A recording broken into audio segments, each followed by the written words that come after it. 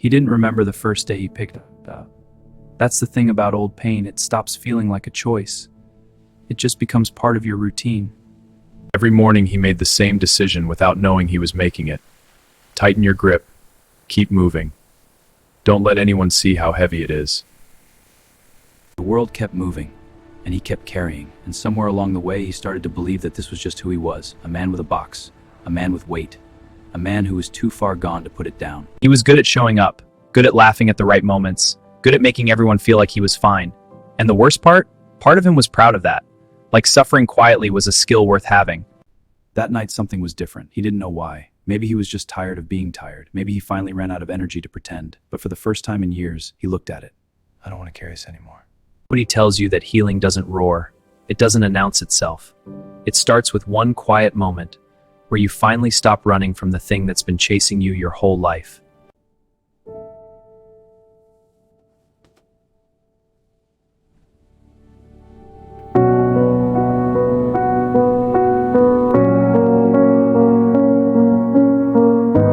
There's something nobody talks about when it comes to pain. We act like it has an expiration date, like one day you'll wake up and it'll just be gone.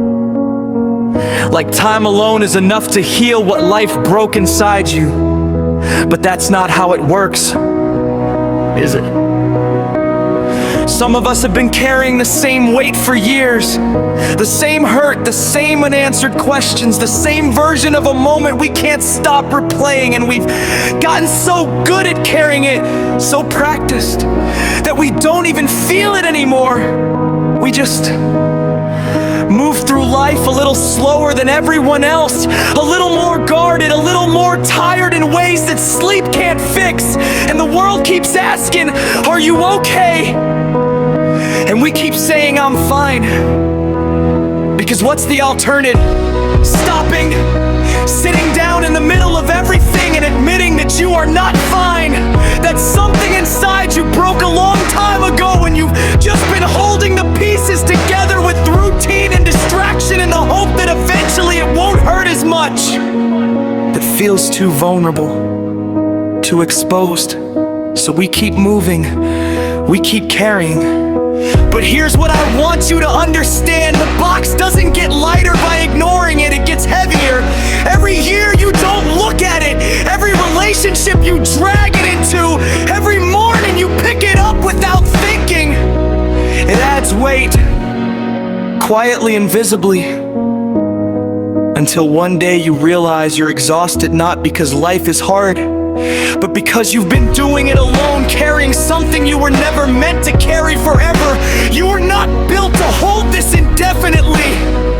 And I know what you're thinking, but if I put it down, what happens then? If I open it, if I actually look at what's inside, will I be able to handle what I find? Maybe not at first. Maybe it'll be messy. Maybe it'll bring up things you buried on purpose. Maybe it'll make you grieve something or someone all over again. But here's the truth that changed everything for me. The thing inside that box, it's not bigger than you. It never was. It only felt that way because you've been carrying it in the dark. And things in the dark always feel bigger than they actually are. The moment you bring it into the light, the moment you say out loud, this happened to me and it hurt and I haven't dealt with it, that's the moment it loses its power over you. Not all at once, not overnight, but slowly, the way dawn breaks, the way a wound finally starts to close.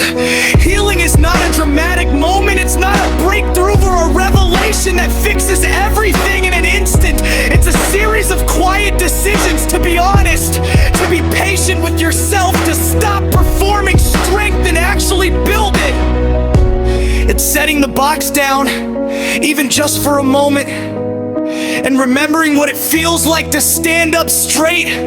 So if you're carrying something today, something heavy, something old, something you haven't told anyone about, I just want you to know, you don't have to carry it forever.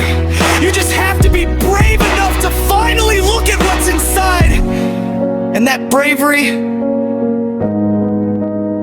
It doesn't have to be loud. It doesn't have to be perfect. It just has to be honest. Start there. That's enough.